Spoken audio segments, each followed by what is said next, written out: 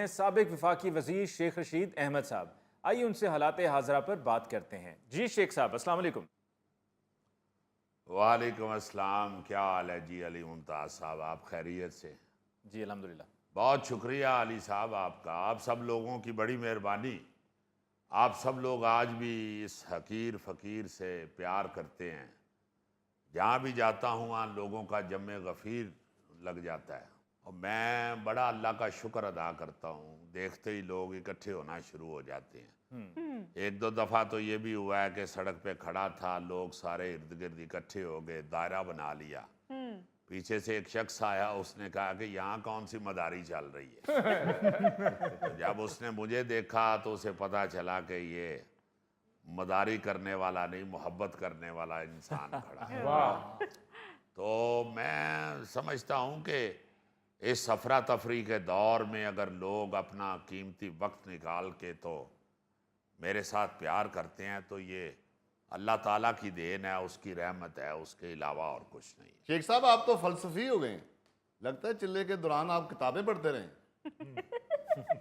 देखें, मेरे लिए मेरी आवाम ही एक किताब है। वाह वाह वाह वाह, मैं लोगों के चेहरे पढ़ता हूँ। क्या बात। आप यहाँ से अंदाज़ा लगाएं गौरी साहब जी जी। कि मुझे हालांकि आपके चेहरे पे कुछ नज़र नहीं आ रहा मगर मैं पढ़ रहा हूँ।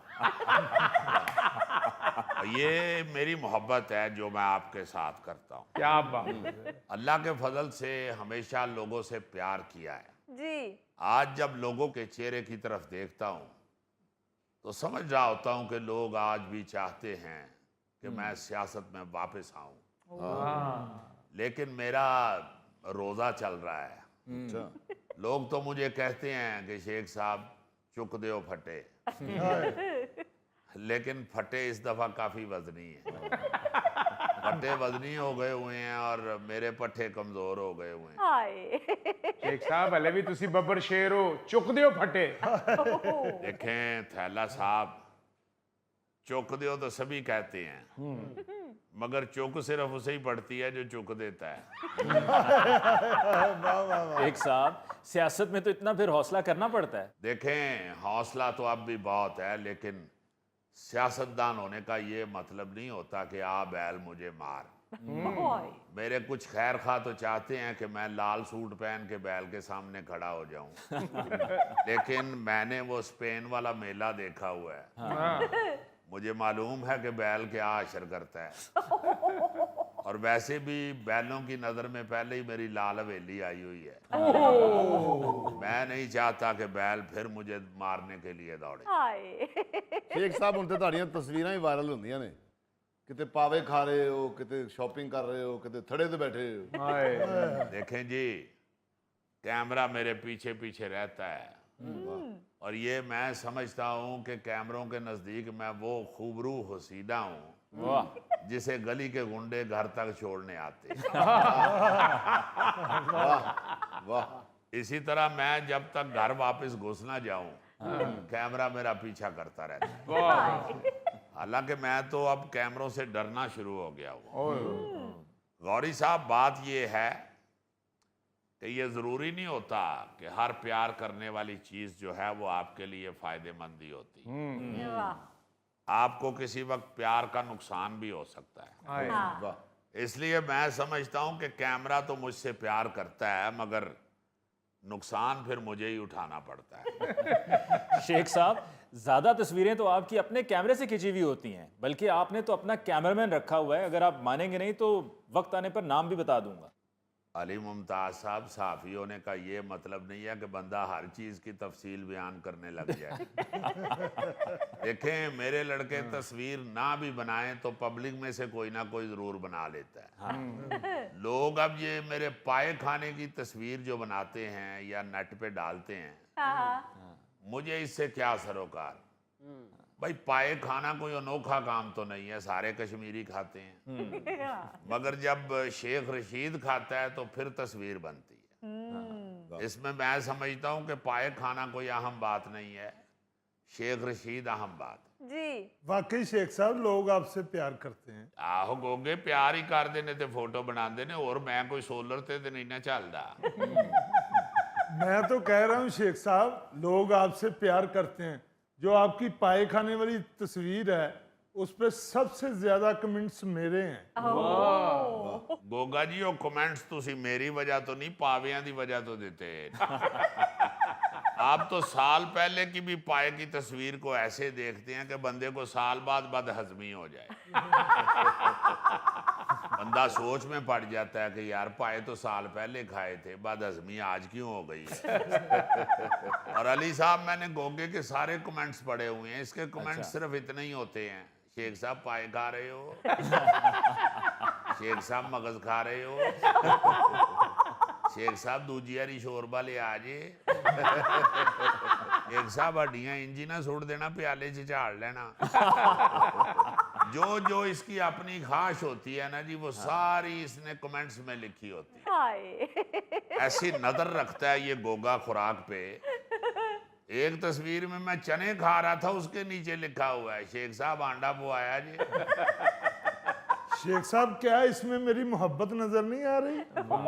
मैनू तो मोहब्बत नजर आ रही है, तेनू प्लेट च आंडा नहीं सी नजर आया। एक साहब मैं तो आपकी उस वीडियो को फैन हूँ जो आप कुर्बानी करते हुए अपनी अम्मा को याद करके रोए हैं। देखें जी, माँ चीज ही ऐसी है, बंदा जितना मर्जी बूढ़ा हो जाए, माँ उसके जहन और दिल से नहीं जाती। माँ को याद करके आंसू आ ही जाते हैं। लोग उस वीडियो से इसलिए भी जुड़े हुए हैं क्योंकि लोगों को लगता है जैसे हम सियासतदानों के शायद जज्बात नहीं होते। लेकिन गौरी साहब, हकीकत ये है कि हम भी आम आदमी की तरह हंसते रोते खुश होते मुस्कुराते हैं। जो कोई गम का लम्हा हो वो याद करके आंसू हमारे भी निकलते हैं। अच्छा शेख साहब, मुल्की हालात के बारे में आप क्या कहेंगे? बजट आपके सामने है। देखें अली साहब, मेरे सामने तो बहुत कुछ है, बस मेरी ही सामना करने की हिम्मत नहीं हो रही, क्योंकि अब मेरा चिल्ला काटने का इरादा नहीं है। बिल्कुल ऐसे ही जैसे मुश्ताक अहमद यूसुफी ने एक किरदार बारे लिखा जो अपने बाप का बताता है कि वालिद मोहतरम ने 7 कत्ल किए और 7 ही हज किए। फिर आखिरी उम्र में कत्ल से तौबा कर ली कि अब मजीद हज करने की हिम्मत नहीं है। बाकी रह गई बजट की बात, तो अली साहब बजट बनाया ही मालियाती अदारों की खुशनुदी के लिए है। ये किसी गरीब का बजट नहीं, कर्जों का बजट है। जब बजट पेश करने वाला खुद कहता है कि ये कर्जों का बजट है तो फिर मैं क्या कहूँ भाई। यकीनी बात है, मंजर ही मातम वाला है तो ढोल बजाकर भंगड़ा कैसे डाला जा सकता है। गरीब आदमी बेचारा तो उसी तरह रगड़ा गया है जैसे बड़ों की लड़ाई में शेख रगड़ा गया है। शेख साहब हम तो तुसी पेशन को यह करने भी छड़ गए और हिसाब करते रहे यहाँ पर सोंदा कोई नहीं, उन्होंने गल्ला ही नहीं रही। इसलिए मैं तो यही कहूँगा कि हद से कुर्बानी गो बड़ी है अभी, गम न कर जिंदगी पड़ी है अभी। क्या बात। अच्छा, कुर्बानी से याद आया शेख साहब, ईद अच्छी गुजरी है? देखें जी, सबके साथ ही है ना। वैसे अली साहब इस ईद पर मुल्क की हालात ऐसे नहीं थे जैसे कभी हुआ करते थे। वो गर्म जोशी, वो जोरो शोर नजर नहीं आ रहा था। देखें अब ये जो गुर्बत है ये तो घर के दरवाजों तक पहुंच गई है, लेकिन फिर भी लोग बेचारे जज्बा ईमानी के साथ जिंदगी गुजार रहे हैं। इसी तरह लोगों ने ईद भी गुजारी है। एक साहब कढ़ाई गोश्त या कोरमा शोरमा बनाया सी? अब बनाया सी पर अपने लिए बनाया सी, तेरे लिए नहीं सी बनाया। मम्मी कमा शेख साहब ने मैंने याद नहीं किया। तेनू याद करन दी लोड़ ही नहीं पैंदी। ਉਹ दरबार वाला बाबा कदों तेनू याद करता है जिथे लंगर खान टुर जाना है। बहरहाल शेख साहब, आप अपने फरागत के दिन हम देखते रहते हैं, अक्सर वीडियोस आती हैं, बड़े अच्छे से बड़े मज़े में गुजार रहे हैं आप अक्सर शुमाली इलाका जात गए हुए होते हैं। देखें जी, जितना खौफनाक चिल्ला काटा है उसके बाद तो बंदा मलंग हो के पहाड़ी इलाकों की तरफ ही जा सकता है।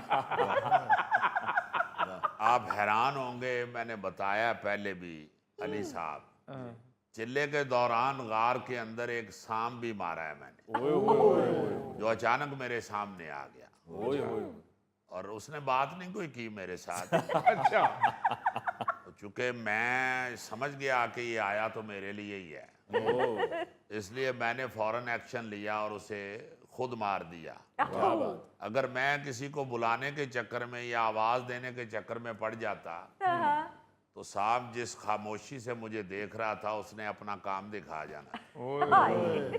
बहरहाल मैं फिर भी बड़ा अल्लाह का शुक्र करता हूँ कि खान की तरह मेरे सामने आस्तीन के सांप नहीं आए, सही सांप आए हैं।